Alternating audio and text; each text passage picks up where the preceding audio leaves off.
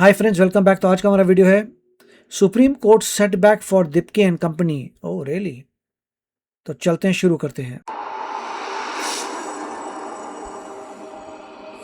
Hello, नमस्कार, सत श्री अकाल, अस्सलाम वालेकुम। कैसे हैं जनाब? कल साथियों दिल्ली से रास्ते में बड़े शॉर्ट में आपको कुछ चीजें बताई थी, लेकिन मैंने देखा कि काफी ये चीज कवर हुई कि वहां पर क्या क्या हुआ। पर आप मीडिया और प्रेस मीडिया की एक चीज जरूर देख रहे होंगे, समझते जाइएगा कि हेडलाइंस वो चल रही हैं कि प्रथम दृष्टिया नजर आए कि रुझान 20 जुलाई के दंगाइयों की तरफ है, लेकिन अंदर अंदर क्या बैटिंग हो रही है ये आप लोगों को पता है कि एक भी रिलीफ, छोटी सी छोटी इंटरिम रिलीफ कल साहब नहीं लेने दी। ऐसी बैटिंग करी क्योंकि उम्मीद थी कोई ना कोई छोटी रिलीफ ही लेकर चले जाएंगे। अब ये बड़े खिसियाए हुए हैं।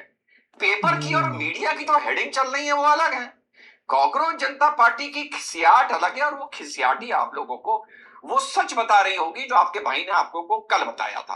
तो पहले सुनते हैं सौरभ दास जी को कि वो क्या सुप्रीम कोर्ट के सामने खड़े होके रत्ना सिंह के साथ क्या खिसियाए हुए हैं। चलिए सुनते हैं। दोस्तों, ये सरकार फिर से युवाओं के साथ बहुत बड़ा विश्वासघात करने जा रही है।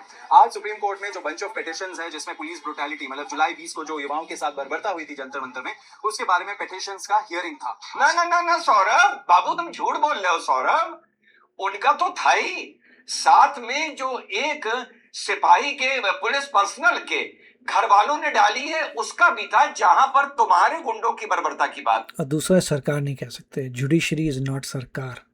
मतलब जुडिशरी किसी पॉलिटिकल पार्टी से अलाइन नहीं है। वहां पर मनीष सोलंकी जी का एक्स एयरफोर्स ऑफिसर का भी था, जहां पर यह बात थी कि 20 जुलाई के दंगाइयों को माफ नहीं करना चाहिए और ऑर्गेनाइजर्स को भी इसमें जिम्मेदार ठहराना चाहिए on the basis of accountability. वो भी थी बावले, तू सिर्फ अपनी बात क्यों बता रहा है? आगे चलिए। उस हियरिंग में हम दोनों गए थे। वहां पे आज सुप्रीम कोर्ट के जजेस ने क्लियर कर दिया एंड सरकार से क्लियर करके बोला कि आप हमें एफआईआर्स, जो सारे देश भर में एफआईआर्स हुए छात्रों के खिलाफ, युवाओं के खिलाफ, उसका एक लिस्ट दे दीजिए। वो लिस्ट मिलते ही हम अपना आर्टिकल 142 पावर यूज करके वो सारे एफआईआर्स को एक झटके में ए बाबू, ए भैया, कहां खड़े थे तुम? जो तुम्हें बोला कुछ जा रहा था, सुनाई कुछ दिया जा रहा था। भैया, ये सुप्रीम कोर्ट ने कब बोला बाबू? यार इतना ना खिसियाओ कि सुप्रीम कोर्ट के लॉन में खड़े होकर पीछे सुप्रीम कोर्ट दिखाकर तुम ऐसे झूठ बोलोगे। बिल्कुल बेबी किस्म के आदमी हो यार तुम। एक बेबी शादाब था, एक बेबी तुम हो। भैया, ये कब बोला सुप्रीम कोर्ट ने? और सुनो, ऐसा है ना, जो पहले 142 की बात हुआ करती थी, जो सुप्रीम कोर्ट ने कुछ बोला था या तब बोला था बाबू, तब तक हम बीच में नहीं आए थे ना। हाँ, समझो बात को। हमारा वजन कितना है ये हमें नहीं पता, पर जहां खड़े हो गए पल्ला उधरी का भारी होगा। तो बेटा, हम तब नहीं आए थे जब तुम खुली बैटिंग कर रहे थे, तुम्हारे वकील खुली बैटिंग कर रहे थे, और जो यूनियन ऑफ इंडिया थी थोड़ी सी बैक फुट पर थी, थोड़ी सी डिफेंस पर थी। तो ये तो इनकी खिसियाट है। आपने समझा? खिसियाट को देखते हुए आपको लग रहा होगा यार ये पेपर की हेडलाइन और मीडिया की हेडलाइन तो कुछ और बता रही है। भैया, मीडिया की छोड़ो, जो आपके भाई ने कल आपको बताया था शॉर्ट में, वही हकीकत है। और वैसे बाकियों ने भी जो इस पे सारे प्रोग्राम बने हैं, थोड़ा थोड़ा वो टेक्निकल मिस्टेक कर गए, पर चलता है। तो साहब, पीटीआई में जो इनका बयान आया है सुनिए।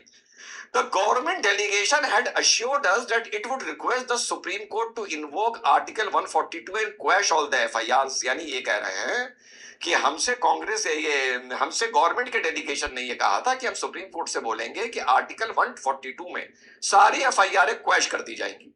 However, they did not give us this assurance in writing। अच्छा, बहुत पढ़े लिखे हो, बिना रिटन के ले लिया। चलो, today we saw that the Supreme Court is willing to quash all the FIRs, but nothing came from the union government। अभी काहे इतना झूठ बोले जा रहे हो यार? वो पहले की बात थी जब सुप्रीम कोर्ट ने कहा था 142 भी, हम आर्टिकल 142 लाकर अपना इनहेरेंट पावर इस्तेमाल कर एब्सोल्यूट जस्टिस के लिए सारी एफआईआर क्वैश कर सकते हैं। ये तब की बात है जब जस्टिस बागची ने भी ये कहा था कि कोई मैकेनिज्म ऐसा बनाया जा सकता है जहां सारी एफआईआर एक मुश्त वापस ले ली जाए। बाबू, तब तक हम नहीं आए थे बीच में, हम ऑब्जर्व कर रहे थे कि क्या हो रहा है, और कुछ गलत होता हुआ लगेगा तब हम बीच में कूदेंगे। उसके बाद हमने जो वहां पर 3 अब आर्गुमेंट हो गए। एक हमने अपनी साथ में बेंच के साथ अपनी पिटीशन एड ऑन कराने के लिए किया नोटिस का, उसके बाद एड ऑन कराने का किया, फिर एड ऑन हुआ, उसके बाद कल हुआ। बाबू, चीजें बहुत बदल गई, बहुत बदल गई, तुम्हें बड़ी लूज बॉलें मिलनी थी। अब जब रिजवान अहमद की वहां यॉर्कर आनी शुरू हुई तब तुम्हारे सारे वकील फड़फड़ाते हुए नजर आए। तो भैया ये बता दूंगा आप लोगों को कि ऑनरेबल सुप्रीम कोर्ट ने कब कहा, कुछ नहीं कहा है, मुझे नहीं पता, कल कुछ नहीं कहा है, इत्तू सा भी रिलीफ नहीं दिया जो ये लोग मांग रहे थे, और उसके अलावा सारी चीज हाई पावर्ड कमेटी के पास भेज दी है। जब मैं आप लोगों से बात कर रहा हूं तो हमारी दिल्ली की टीम, जो मेरा सजेशन है हाई पावर कमेटी को, क्योंकि हम सबको बोला गया है सजेशन देने के लिए, वो वहां पर 8 दोपहर तक वहां पर सीजीआई साहब के कोर्ट में हमारे तरफ से जो सजेशन है वो वहां पर प्रेजेंट कर देंगे। बाद में ये लिख रहे हैं बेचारे परेशान होकर, personally we do not want any high powered committee, We want the assurances given to us to be fulfilled. बेटा जो तुमने 22 अश्योरेंस सरकार को दिए थे धरना करने से पहले, तुम उनको फुलफिल कर दो। हम तुम्हारे साथ खड़े होकर हम सरकार के खिलाफ मुकदमा लड़ने के लिए वहां पर तैयार हो जाएंगे। तो इनकी बिलबिलाहट आप लोगों को बता रही होगी कि मीडिया की हेडलाइंस और पेपर की कितनी अलग चल रही हैं, और जो कल आपके रिजवान भाई ने आपको बताया था वो कितना सच था। अच्छा, कल मुझसे बहुत से लोगों ने सवाल भी पूछे कि साहब आपका रिप्रेजेंटेशन क्या हुआ, जो अकाउंटेबिलिटी के लिए आप बात कर रहे थे, एफआईआर के लिए बात कर रहे थे। अब आप इनको दो चीजों में समझिए। एफआईआर मैंने दी है पार्लियामेंट स्ट्रीट पुलिस स्टेशन पर। उस एफआईआर की कॉपी जो मैंने पिटीशन दी है उस पर अभी तक संभवतः एफआईआर नहीं हुई है।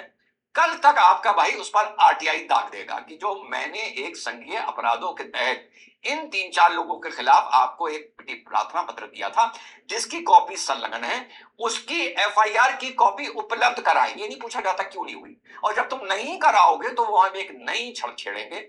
ऐसे ही जाके वहां पे 4 कागज नहीं दे आए थे कि एक फोटो अपॉर्चुनिटी या रील अपॉर्चुनिटी बन जाए। तो लॉ समझा दूं, वो मैं लड़ाई अलग लड़ रहा हूं। सुप्रीम कोर्ट में हमारी बात थी अकाउंटेबिलिटी की, कम्युनिटी सर्विस की, और किसी का मुकदमा ना वापस लिया जाए उसकी बात थी। आइए बता दूं आप लोगों को कि सीजीआई साहब के समक्ष जो संभवतः हाई पावर्ड कमेटी के पास हमारा रिप्रेजेंटेशन जाएगा। शॉर्ट में बता रहा हूं हम उनसे 6 चीजें क्या मांग रहे हैं। अभी क्योंकि ये एग्जैक्ट ड्राफ्टेड नहीं है, अभी इसमें डिफेक्ट हम लोगों को निकालने हैं, कुछ भी हो, तो मैं सिर्फ आप लोगों को पढ़ के बता रहा हूं। पहला ये है कि organisers of CJP and affiliated bodies जिन्होंने स्पेसिफिक पब्लिक कॉल दी पार्लियामेंट मार्च की तरफ चलने की, विदाउट परमिशन प्रोवोकेटिव बातें करी स्टेट के खिलाफ, पुलिस के खिलाफ, उसके बाद जो लोग पार्लियामेंट की तरफ बढ़े, उसकी अकाउंटेबिलिटी ऑर्गेनाइजर्स की होनी चाहिए। ये हमारा पहला है। दूसरा है no state government comma and no authority acting on its behalf comma has the constitutional और statutory power to grant a blanket comma class wide pardon और इम्यूनिटी फॉर प्रोसिक्यूशन। यानी स्टेट के पास, गवर्नमेंट के पास कोई ऐसा पावर नहीं है कि वो सबके मुकदमे एक तरफा हटा दे। नहीं करना चाहिए। प्रोसीजर है वो सीपीएनएसएस में दिया है। ये सुप्रीम कोर्ट अगर चाहे तो 142 में हटा सकता है, लेकिन इससे पहले कभी ऐसा नहीं हुआ था और बड़ी खराब नजीर वहां पर जाकर बनेगी। एक हम लोग लाइन लिख रहे हैं कमेटी के नाम कि आप ये ना देखिए, जो कल मैंने कोर्ट में भी बोली थी कि 20 जुलाई को क्या हुआ, आप ये देखिए कि 20 जुलाई को क्या हो सकता था। ये हमारा दूसरा है, शॉर्ट में बता रहा हूं।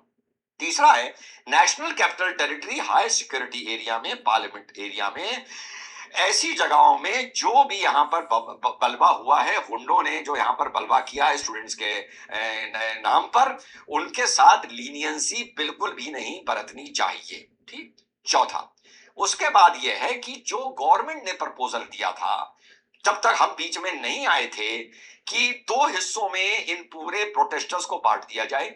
एक कुख्यात अपराधी, मान लो कि ये प्रोटेस्ट चंबल की रिवाइज में हो रहा था, बलात्कारी, स्मगलर, डाकू, है ना, टेररिस्ट भी जोड़ दो इसमें, उनको अलग कर दिया जाए और बाकियों को अलग कर दिया जाए। तो अब हम रिप्रेजेंटेशन में अपना जो लिख रहे हैं वो ये लिख रहे हैं कि पहले इन प्रोटेस्टर्स को 2 हिस्सों में बांट दिया। सही बात है। एक आप बांट दीजिए जो कुख्यात अपराधी हैं, करेक्ट, और दूसरे बच्चे। एक आप बांट दीजिए जो प्रोटेस्टर्स हैं, करेक्ट। लेकिन सारे प्रोटेस्टर्स को एक में नहीं रख सकते, फिर प्रोटेस्टर्स को भी आप 2 में बांटिए। एक वो जो अपना वैलिड आईडी कार्ड, अगर उनके खिलाफ एफआईआर हो गई या कुछ हो गया है, वैलिड आईडी कार्ड, वो भले एमए का हो, इससे कोई फर्क नहीं पड़ रहा, मैं बिल्कुल न्यूट्रल बात करता हूं, वो जाकर वहां सबमिट कर दें, जिसके चलते उनके विरुद्ध लीनियंसी होनी, लीनियंसी वर्ड इस्तेमाल कर रहा हूं, लीनियंसी होनी चाहिए। और बाकी जो प्रोटेस्टर्स अनपढ़। मारपीट करते नजर आए हैं, कुछ करते नजर आए, जो वैलिड स्टूडेंट भी नहीं है, अनपढ़। उनकी ऐसी की तैसी Correct. होनी चाहिए। Yes. तो मैंने 2 ग्रुप को पहले बांटा। सही बात है, अनपढ़ को पकड़ो। गवर्नमेंट ने सिर्फ 2 ग्रुप बांट रखे हम्म। थे, जो अभी तक आर्गुमेंट हो रहा था। मैंने 2 में बांटा है, फिर दूसरे ग्रुप को फिर से मैंने 2 में बांटा है। प्योर स्टूडेंट जो कुछ वहां खड़े हुए, भागते Very हुए, good. कुछ भी पत्थर फेंकते हुए नजर आ गए। हाँ, अब पुलिस वाले को मारते हुए नजर आए तो उनके लिए भी हमने इसमें मेंशन कर दिया है।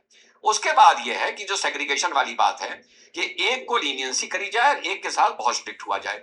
उसके बाद ये हमारा आता है साथियों कि पुलिस पर्सनल जिनका मिसबिहेवियर रिकॉर्ड हुआ है महिलाओं के साथ, उनके खिलाफ सख्त एक्शन लिया जाए। और उसके अतिरिक्त जो एक महिला पत्रकार और कुछ मीडिया पर्सन्स के साथ बदतमीजी वहां पर गुंडों ने और दंगाइयों ने की है, उसको भी वीडियो रिकॉर्डिंग देखकर, एविडेंसेस देखकर उसको भी कंसिडर किया जाए। सही बात, बिल्कुल। देखिए, बहुत ही अच्छा उन्होंने बताया और सुप्रीम कोर्ट में गए थे, हमने सुना भी था, उन्होंने काफ़ी कुछ बोला है।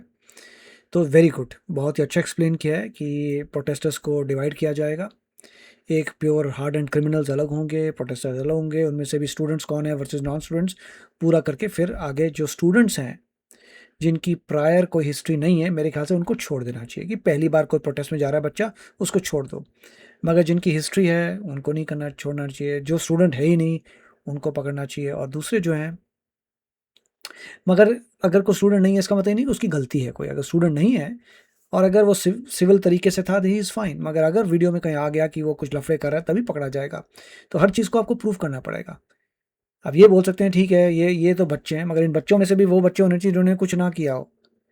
कोई ऐसा भी बच्चा हो सकता है जिसका पहले कोई हिस्ट्री ना हो, मगर वहाँ पंगा क्रिएट करा है, तो वो पकड़ा जाएगा। तो आई थिंक स्टडी करना पड़ेगा उनको, पूरे वीडियो फुटेज से एक एक चेक करना पड़ेगा कौन सा बच्चा है, क्या हुआ, केयरफुली। और फिर लोगों को, जो इनोसेंट बच्चे हैं, जो ऐसे सिर्फ पीसफुल प्रोटेस्ट कर रहे थे, उनको छोड़ देना चाहिए और दूसरों के अगेंस्ट कुछ करना चाहिए। I think that should happen.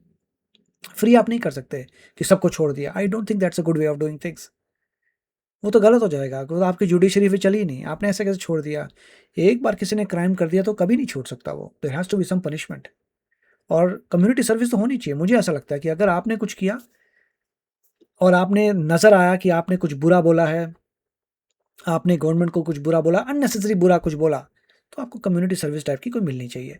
अगर आपको बच्चा ये दिखाता है, देखो भैया मैं इनोसेंट हूँ, मैं सिर्फ गया था पीसफुल प्रोटेस्ट के लिए, मैंने कुछ नहीं किया, ही इज़ फाइन, तो काफ़ी मेरे ख्याल से इन्वेस्टिगेशन करनी पड़ेगी। अच्छा है कि ये भी जा रहे हैं वहाँ पे और अपने ओपिनियंस दे रहे हैं सुप्रीम कोर्ट में बताने के लिए कि क्या होना चाहिए। वी विल सी होता क्या है। बट बहुत अच्छा लगा कि देर आर पीपल जो मेक श्योर करें कि सब कुछ फेयर हो, अनफेयर कुछ ना हो। तो आप बताइए इसके बारे में आपके क्या विचार हैं। मिलेंगे अगले वीडियो में। Take care, bye bye.